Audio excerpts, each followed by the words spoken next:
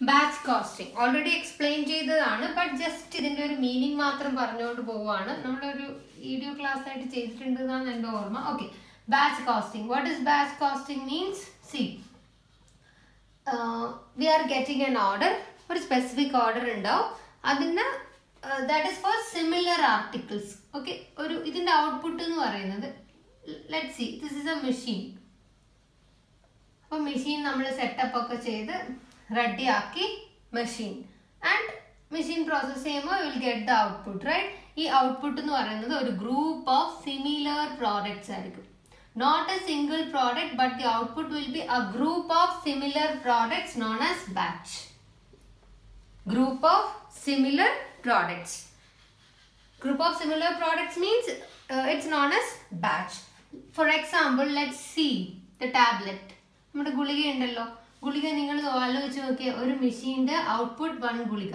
Again machine is setting up and again producing another tablet.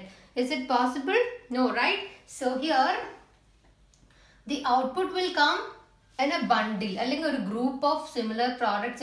This type of thing is known as batch costing. Here each batch is treated as a single cost unit. Single cost unit. ഇത് ഓരോന്നിനെയാണ് നമ്മൾ cost unit. ഇതിന് എത്ര price, ഒരു batch ഉണ്ടാക്കാൻ എത്ര price, എത്ര cost, ഇങ്ങനെയാണ് നമ്മൾ ബാച്ച് കോസ്റ്റിംഗിൽ ട്രീറ്റ് ചെയ്യുക. ഓക്കെ, ഇനി ബാച്ച് കോസ്റ്റിംഗ് നിങ്ങളുടെ examination point of view one important thing is EBQ.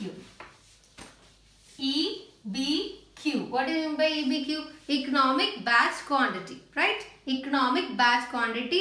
We already studied economic order quantity, right? Same, but just little difference.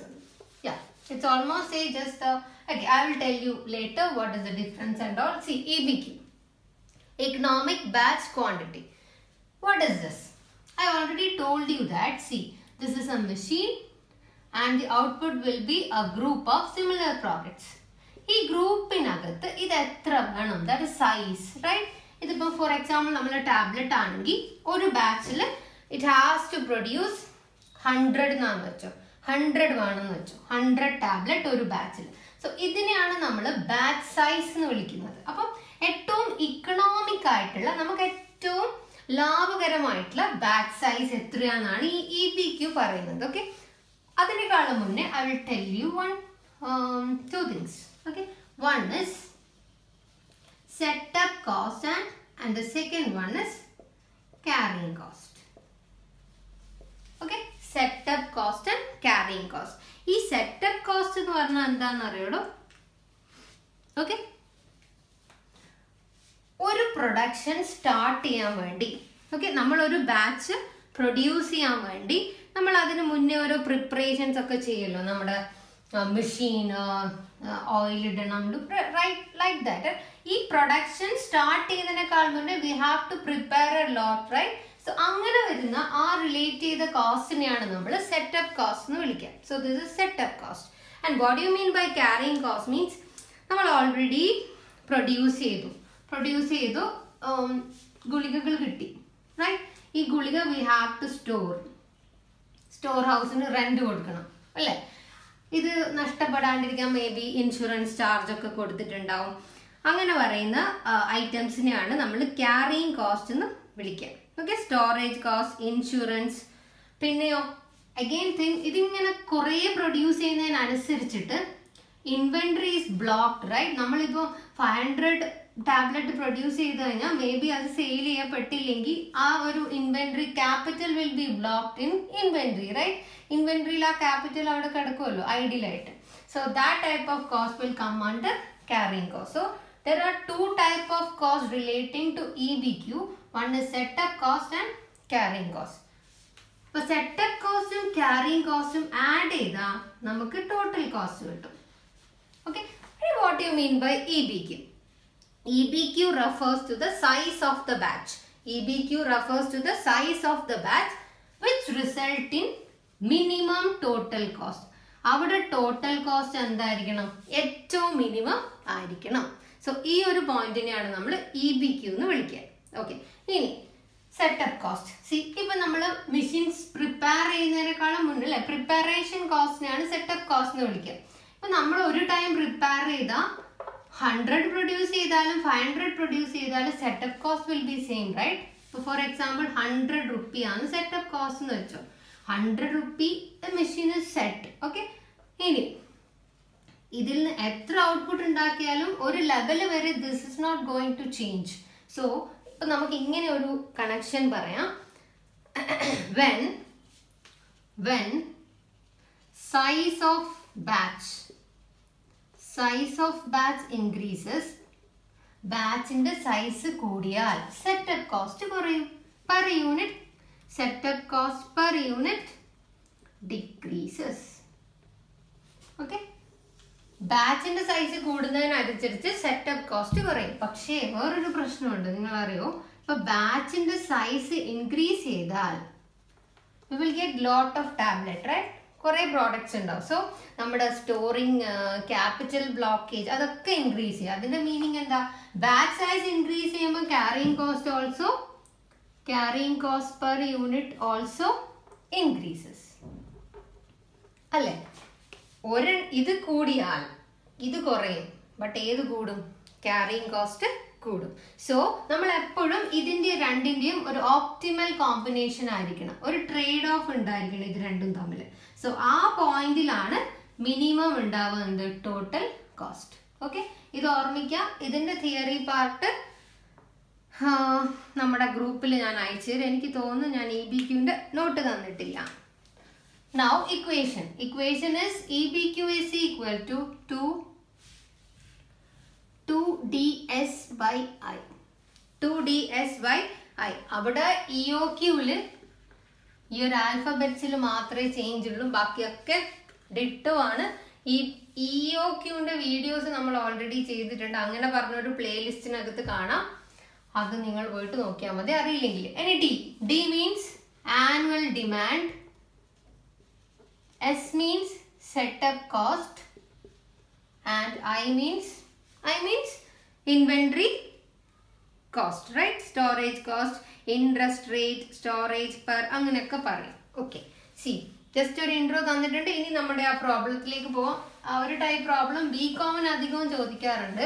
BBAക്ക് കുറേ ഐറ്റംസ് ഒന്നും ഉണ്ടാവില്ല, അവർക്ക് ജസ്റ്റ് EBQന്റെ കാൽക്കുലേഷൻ അങ്ങനെയൊക്കെ ചോദിച്ച് കണ്ടുള്ളൂ. എനിവേ ചോദിച്ചാലോ അല്ലേ? So now you can see the question on the screen. Copy ചെയ്യണം question copy ചെയ്യാം.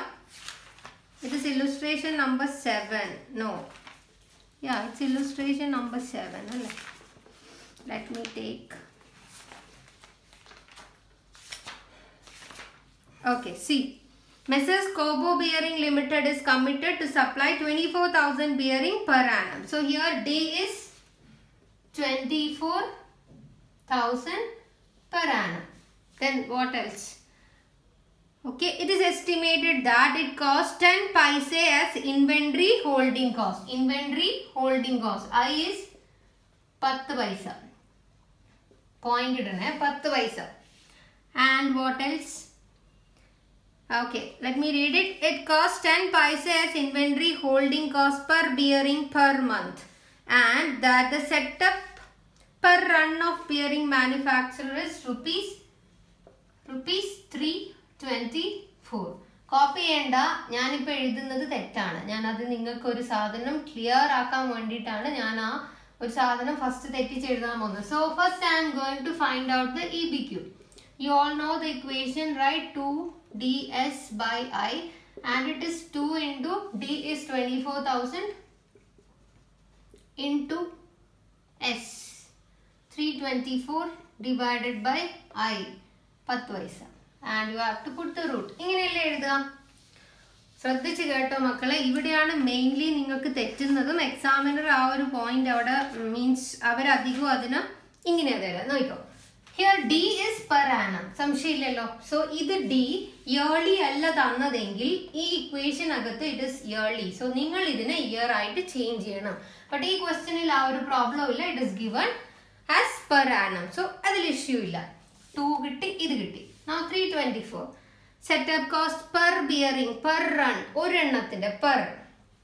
നമുക്ക് നോക്കാൽ ഇത് ഇവിടെ അതാണോ തന്നത്? Setup cost per run. So problem ഇല്ല, പെർ ഒരെണ്ണത്തിന്റെ തന്ന. അപ്പൊ ഇതും കുഴപ്പമില്ല, ദിസ് ഇസ് പെർ യൂണിറ്റ് ഒരെണ്ണത്തിന്റെ. ഇനി അടുത്ത് നമ്മൾ ഇൻവെന്ററി ഉണ്ടല്ലോ, ഈ സാധനം ഉണ്ടല്ലോ ഐ, ഇവിടെ ഞാൻ എഴുതാൻ പോവാണ് ഇൻട്രസ്റ്റ് റേറ്റ്, അല്ലെങ്കിൽ നമ്മൾ മുന്നേ ചെയ്തത് ഇൻട്രസ്റ്റ് റേറ്റ് വെച്ചിട്ടുള്ള ഒരു പ്രോബ്ലം ആണ്. അതും നിങ്ങൾ പോയിട്ട് ആ വീഡിയോയിൽ കാണണം. Interest rate and storage cost, inventory storage cost per year ആണ്, പെർ ഇയർ ആണ്. So I should be per year. നിങ്ങൾ ക്വസ്റ്റ്യൻ ഒന്ന് വായിച്ചേ. It is given per month അല്ലേ, മന്ത്ലി ആ given. It is 10 paise for a month. So for an year you have to multiply it with 12. So 10 into 0.10 into 12, 1 രൂപ 20 പൈസ. നന്നായിട്ട് not ചെയ്യേണ്ട point ആണ്. ഇത് ഇയർലി ആണ്, ഇതും ഇയർലി ആണ് ഇക്വേഷനിൽ. ദിസ് ഇസ് പെർ റൺ, ഒരെണ്ണത്തിന്റെ പെർ യൂണിറ്റ്, പെറിന്റെ പൈസയാണ് എസ്. എപ്പോഴും സ്റ്റുഡൻസ് തെറ്റിക്കുന്ന ഒരു സംഭവമാണ് അത്, അതൊന്ന് നോട്ട് ചെയ്യുക. And after doing this you will get, ഇത് simplify ചെയ്താൽ നിങ്ങൾക്ക് 3600 units കിട്ടും. This is your EBQ. EBQ means optimum size അല്ലേ, optimum size, economy ആയിട്ടുള്ള size. Now let's see what are the question. Question number 1, what should be the optimum run size for bearing manufacturing? So it is optimum size ആണ്, that is EBQ. So we already did it. Now second one is interval between two consecutive optimum run. ആദ്യം അതെന്താന്ന് പറഞ്ഞുതരാം. interval between two consecutive optimum runs. ഇവിടെ ശ്രദ്ധിച്ചോ, നമ്മൾ നേരത്തെ പറഞ്ഞല്ലോ ഒരു മെഷീനറി, ആ മെഷീനറിന്ന് 100 ടാബ്ലറ്റ് ഒരു ബാച്ചിൽ വരുന്ന അല്ലെ, ഇതിന്റെ സൈസ് എത്ര, 100 tablet. Let's see this is our EBQ. ഇതാണ് നമ്മുടെ ഓപ്റ്റിമം സൈസ് എന്ന് വെച്ചോ. അപ്പൊ നമ്മൾ ഒരു ബാച്ച് പ്രൊഡക്ഷൻ പ്രൊഡ്യൂസ് ചെയ്യുമ്പോൾ ആ ബാച്ചിനകത്ത് 100 ഗുളികകൾ, 100 ടാബ്ലറ്റ്സ് പ്രൊഡ്യൂസ് ചെയ്തു. ഓക്കെ, ഇനി ഇത് തീരാൻ പോകുന്നു എന്നൊക്കെ കണ്ടാലാണ് നമ്മൾ എന്ത് ചെയ്യുക, അടുത്തത് പ്രൊഡക്ഷൻ സ്റ്റാർട്ട് ചെയ്യുക. റൈറ്റ്, അടുത്തതിലും അവർ എത്ര പ്രൊഡ്യൂസ് ചെയ്യും, 100 ടാബ്ലറ്റ്. പിന്നെ ഇതും തീരുന്നെന്ന് കണ്ട next lot will produce. Right, ഇങ്ങനെയല്ലേ പോവുക. അപ്പൊ ഇവിടെ ക്വസ്റ്റ്യൻ എന്താന്ന് വെച്ചാൽ ഈ രണ്ട് പ്രൊഡക്ഷൻസും തമ്മിൽ എത്ര ഇന്റർവെൽ, എത്ര ഗ്യാപ്പ് ഉണ്ട്. അതായത് ഒരു പ്രാവശ്യം ഒരു ബാച്ച് പ്രൊഡ്യൂസ് ചെയ്തിട്ട് അടുത്ത ബാച്ച് പ്രൊഡ്യൂസ് ചെയ്യുന്നത് എത്ര ഡേയ്സ് അല്ലെങ്കിൽ എത്ര month or what else question നോക്കാം. അതിന്റെ ബേസിൽ നമ്മളത് ചേഞ്ച് ചെയ്യും. എത്ര ഇന്റർവെൽ കഴിഞ്ഞിട്ടാണ് നെക്സ്റ്റ് ലോട്ട് അല്ലെ നെക്സ്റ്റ് ബാച്ച് പ്രൊഡ്യൂസ് ചെയ്യുന്നത്.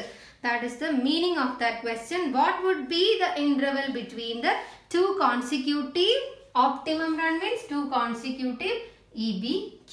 Question the meaning clear ആണല്ലോ. ഇനി കണ്ടുപിടിക്കുന്നത് എങ്ങനെയാ നോക്കാം. ഓക്കെ, ഒരു ഇക്വേഷൻ ഓർമ്മിച്ച് വെക്കുക. ഇന്റർവെൽ കണ്ടുപിടിക്കുമ്പോൾ see it is EBQ. EBQ നമുക്കറിയാം, divided by monthly production into number of days in a month. This is your equation. Now let's see. EBQ നമുക്കറിയാം 3600 നമ്മൾ already കണ്ടുപിടിച്ചിട്ടുണ്ട്. Now it's monthly production with a number of days in a month. Number of days in a month നിങ്ങൾ എഴുതും 30 അല്ലെങ്കിൽ 31, right? But ഇവിടെ നമ്മൾ holidays ഒക്കെ consider ചെയ്തിട്ട് നമ്മളിവിടെ 25 എന്ന് വേണം എടുക്കാൻ. ഓക്കെ, അപ്പൊ ഈ ഒരു പ്രശ്നം തീർന്നല്ലോ. Here number of days in a month 25. Monthly production means C yearly എത്രയാണ് പ്രൊഡ്യൂസ് ചെയ്യേണ്ടത്, എത്രയാണ് ഇയർലി പ്രൊഡ്യൂസ് ചെയ്യേണ്ടത്, 24,000 അല്ലേ. ഒരു ഇയർലി 24,000 ഡിമാൻഡ്. സോ 24,000 പ്രൊഡ്യൂസ് ചെയ്യണം. അപ്പോൾ ഒരു മന്ത്ലി പ്രൊഡക്ഷൻ എത്രയാ, 24,000 is for 1 year. So for 1 month it is എത്രയാ, 2,000, right? So monthly production എത്ര വരും, 2,000. So here ഈ ഇക്വേഷനിലോട്ട് നമ്മൾ സബ്സ്റ്റിറ്റ്യൂട്ട് ചെയ്താൽ ഇങ്ങനെ വരും, into 25. ഇത് ചെയ്ത് കഴിഞ്ഞാൽ 45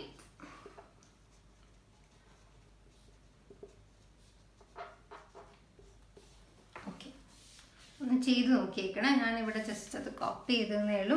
45 days interval. ക്ലിയർ ആണല്ലോ? ഇനി നെക്സ്റ്റ്. സോ 2 കഴിഞ്ഞു. ഇനി third one. Find out the minimum inventory holding cost. Minimum I എത്രയാണെന്ന് ചോദിക്കുന്നത്. Okay, minimum inventory holding cost എത്ര? ഇനി അതാണ്, ഇത് മയക്കുവാണ്. Copy it out. Okay, this is your 2, this is your 1. Equation ഒക്കെ എഴുതി എടുത്തേക്കണേ. സി, അത് minimum inventory holding cost is equal to average inventory